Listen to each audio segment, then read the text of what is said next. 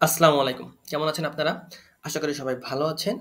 আজকে আমাদের ফুল এসইএমরাশ কোর্সের ৪ নাম্বারের ক্লাস এবং আজকে আমরা শিখব কিভাবে আপনি এসইএমরাশ ব্যবহার করে আপনার ওয়েবসাইটের একটা পারফেক্ট অডিট করবেন। হ্যাঁ, আমরা জাস্ট নরমাল অডিটের কথা বলতেছি না, যেখানে আপনি শুধু প্রজেক্টটা ক্রিয়েট করেই জাস্ট ক্লিক করে দিবেন এবং অডিট হয়ে যাবে।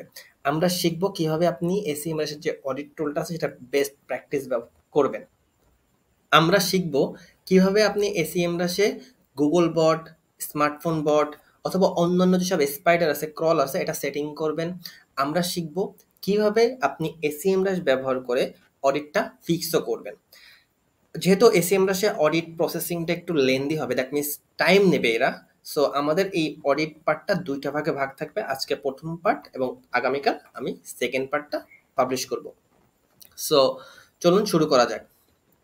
তো এসইএমরাশে লাস্ট যে ভিডিওটা আমরা করেছিলাম সেখানে আমরা শিখেছি কিভাবে আপনি পজিশন ট্র্যাকিং করবেন এবং পজিশন ট্র্যাকিং কেন করবেন, কেন প্রয়োজন, এটাও কিন্তু ওইখানে ওই ক্লাসটা ওভারভিউ দিয়েছি। সো আপনারা যারা ওই ক্লাসটা না দেখে সরাসরি এই ক্লাসে চলে এসেছেন, অবশ্যই এই ক্লাসটা দেখে নিতে পারেন। কিছু গুরুত্বপূর্ণ ইনফরমেশন ওই ক্লাসে আছে। সো আশা করি এটা উপকার হবে। সো দেখেন, পজিশন ট্র্যাকিং যখন আমরা সেট আপ করেছিলাম, এসইএমরাশ আমাদেরকে দেখালো যে আমাদের যে 4টা কিওয়ার্ড আছে, মেইন কিওয়ার্ড, এই মেইন কিওয়ার্ড কোন কোন পজিশনে আছে। সো কোনো কিওয়ার্ডে কিন্তু টপ 10 পজিশনে নাই, দ্যাট মিনস ফার্স্ট পেজে নাই, সেকেন্ড পেজও নাই, থার্ড পেজে 24 মানে 4 নম্বরে আছে এবং 7 নম্বরে দ্যাট মিনস 27, এবং আরেকটা তো আরও দূরে, প্রায় 70 পজিশন।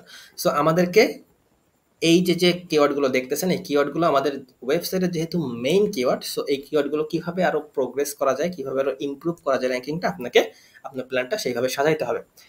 সো চলুন আজকে আমরা অডিটে চলে যাই। অডিটে যাওয়ার ক্ষেত্রে আপনাদেরকে জাস্ট স্ক্রল ডাউন করে নিচে চলে আসবেন, যেখানে আপনি প্রজেক্টটা ক্রিয়েট করেছেন, এবং নিচে এসে দেখবেন যে এই যে এখানে অডিট সেটআপের একটা অপশন দেখতে যাবেন। সেখানে আপনাকে ক্লিক করতে হবে যে সেটআপ অডিট। তো যখন আপনি অডিট সেটআপে ক্লিক করবেন, আপনাকে এসইএমরাশ অন্য একটা ইন্টারফেসে নিয়ে আসবে। তো এসইএমরাশ আপনাকে এরকম একটা পেজে নিয়ে আসবে এবং আপনি এইখান থেকে আপনার যে অডিটের যে সেটিংটা আছে, সেই সেটিংটা এখান থেকে আপনি চেঞ্জ করতে পারবেন এবং মডিফাই করতে পারবেন অ্যাকর্ডিং টু ইউর নিডস।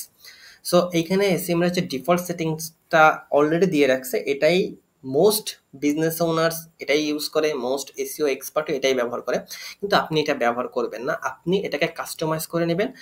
আপনি আপনার যে ডেটাগুলো প্রয়োজন সেই ডেটার জন্য অডিটটাকে কাস্টমাইজ করে নেবেন। তো কীভাবে করবেন চলুন দেখে নেওয়া যাক। সর্বপ্রথমে আপনাকে এখানে লিমিট পেজ, দ্যাট মিনস আপনি কত পেজের অডিট করতে চান। আমি যে পারচেস করেছি এসইএমরাশ, সো এইখানে 100K পেজ পর্যন্ত আমি অডিট করতে পারবো, এর থেকে বেশি আমি করতে পারবো না। বাট এসইএমরাশের যে অন্যান্য প্ল্যানগুলো আছে ওইখানে আপনি এর থেকেও বেশি করতে পারবেন অথবা এর থেকে কমও করতে পারবেন। তো চলুন আমি নর্মালি 1000 পেজে দেখাই, যেহেতু টেসলা ওয়েবসাইটের পেজ কিন্তু অনেক বেশি। আপনি কিভাবে বুঝবেন যে আপনার ওয়েবসাইটে কতগুলো পেজ আছে? সিম্পলি ওয়েবসাইটে যান, ওয়েবসাইটের রিওয়ার্ডটা আপনি কপি করেন, কপি করার পরে গুগলে যে সাইট ক্লোন, স্পেস দিবেন না, পেস্ট করেন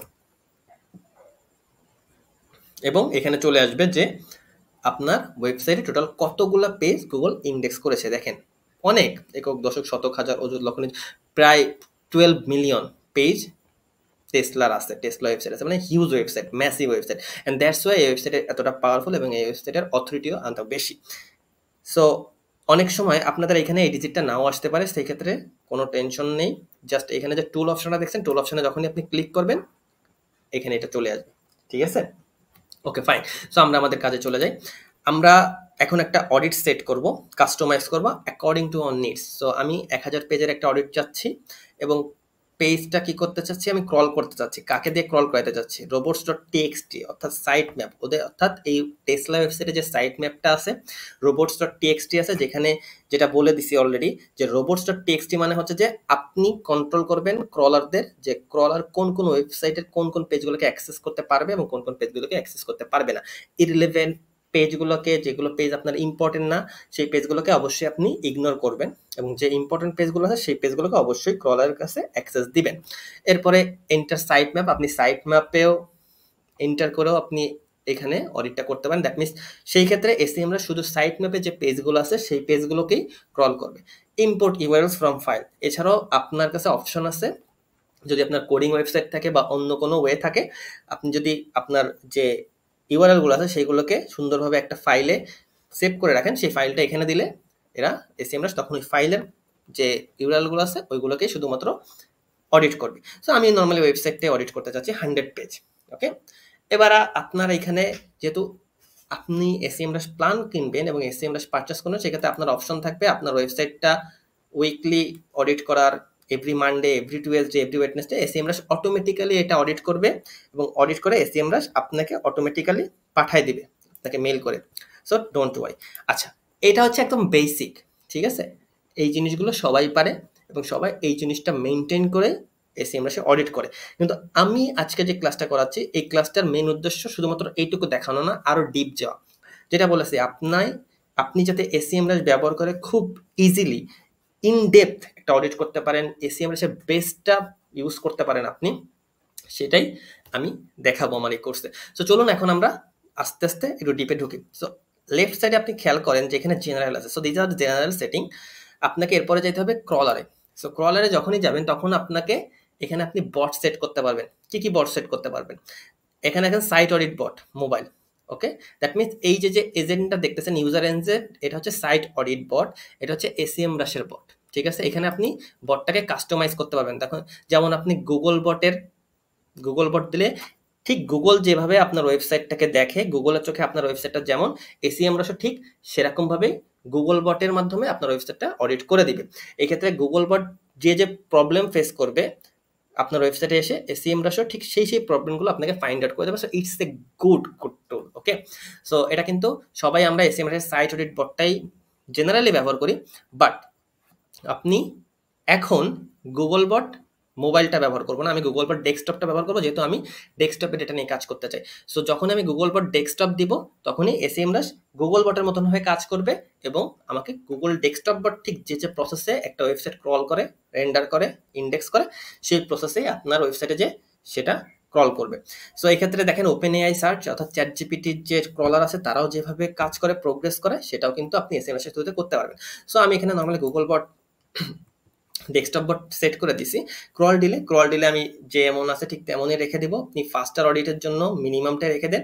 এছাড়া আপনি যদি চান যে প্রতি 2 সেকেন্ডে একটা করে ইউআরএল ক্রল করুক তাহলে কিন্তু আপনি সেটাও দিতে পারেন, বাট এটা অবশ্যই আপনি মাথা খাটায় তারপরেই দিবেন, কারণ এটা কিন্তু টাইম লাগবে অনেক বেশি। এটা দরকার নেই, এটা ইম্পর্টেন্ট না। এখানে যে রেসপেক্ট রোবটস ডট টিএক্সটি ফাইলটা আছে, এটাকেও এটার মানে হচ্ছে যে আপনার রোবটস ডট টিএক্সটি ফাইলে আপনি যে ইম্পর্টেন্ট পেজগুলোকে অ্যাক্সেস দিয়েছেন এবং যে ইরিলেভেন্ট পেজগুলোকে অ্যাক্সেস দেন নাই সেটাকে রেসপেক্ট করা। দ্যাট মিনস আপনি যে রুলটা সেট করেছেন সেই রুলটাকে রেসপেক্ট করবে যে বটে আপনার ওয়েবসাইটে যাক না কেন। যখন এটা দেবেন দ্যাট মিনস আপনার ওয়েবসাইটের রুলটাকে সে রেসপেক্ট করবে।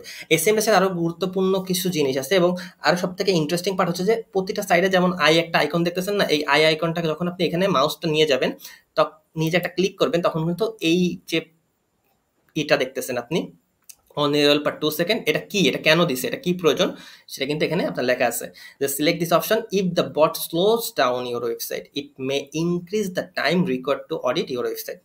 ঠিক আছে, এবারে জাভাস্ক্রিপ্ট রেন্ডারিং, গুগল বট কিন্তু জাভাস্ক্রিপ্ট রেন্ডারিং করে। সো এই ক্ষেত্রে আপনি এটা অন দিয়েও দিতে পারেন, অফও দিতে পারেন, আমি অফই দিব। সো আশা করি এই সেটটা বুঝতে পেরেছেন। এরপরে অ্যালাউ ডিসঅ্যালাউ রুল, এই সব কিছু রোবটস ডট টিএক্সটি ফাইলের মাধ্যমে তো আপনি করবেনই। তারপরেও যদি আপনি চান যে কোনো ওয়েবসাইটে কোনো পেজ অ্যালাউ না করেন, এসইএমরাশের অডিট যে বটগুলো আছে তাদেরকে, সেটা আপনি এখানে জাস্ট বসাই দিতে পারেন যে কোন সেকশনটা আপনি অ্যালাউ করবেন না আর কোন সেকশনটা আপনি অ্যালাউ করবেন। ডিসঅ্যালাউ সেম, যে কোন সেকশনটা আপনি ডিসঅ্যালাউ করবেন এবং কোন সেকশনটা আপনি অ্যালাউ করবেন। এরপরে ইউআরএল প্যারামিটারস রুল, বিভিন্ন ইউআরএল প্যারামিটার আছে যেটা আমার গুগল অ্যানালিটিক্স কোর্সে আমি দেখাবো।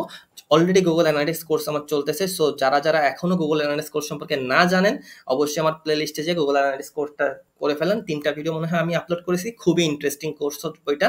যারা ডেটা নিয়ে কাজ করতে চান, ডেটা নিয়ে প্লে করতে চান, তাদের জন্য কিন্তু ওইটা একটা পারফেক্ট কোর্স। ঠিক আছে, সো এখানে আপনি কিভাবে ইউআরএল প্যারামিটার কি ওটা কিন্তু আমি ওখানে বলে দিয়েছি যে আপনার ইউআরএল এর সাইডে এরকম প্রশ্নবোধক প্লাস কিছু একটা থাকবে। ঠিক আছে, এটাকে বলা হয় প্যারামিটার মানে এক্সটেনশন। এটা কেন প্রয়োজন? এটা যখন আপনি কোনো কিছু ট্র্যাক করেন, ঠিক আছে, তখন হচ্ছে আপনি এই জিনিসগুলো ব্যবহার করেন। ঠিক আছে, সো এই জিনিসগুলো কি এটা আমরা আরো ডিটেলসে জানবো।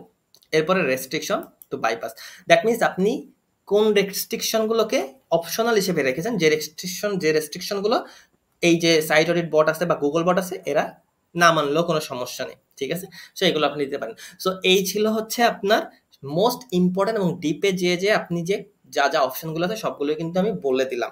এখন আপনি ইজিলি আপনার যে নিডস থাকবে, আপনার যে ডিমান্ড থাকবে, অ্যাকর্ডিং টু ইয়োর ডিমান্ড আপনি সেগুলোকে কাস্টমাইজ করতে পারেন। সো এখন আমরা জেনারেলে চলে যাব। জেনারেলে চলে যাই, জাস্ট আমরা কি করব, আমরা স্টার্ট অডিট দিব। ওকে, সো স্টার্ট অডিট যখনই দেব, already SEMrush preparing to crawl. So এই ছিল আমাদের ফার্স্ট পার্ট সাইট অডিটের ক্ষেত্রে।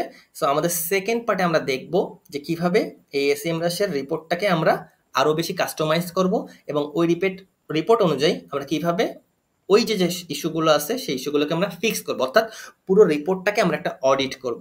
আমাদের নেক্সট ভিডিওতে সেটা আমরা খুব ইজিভাবে বুঝবো।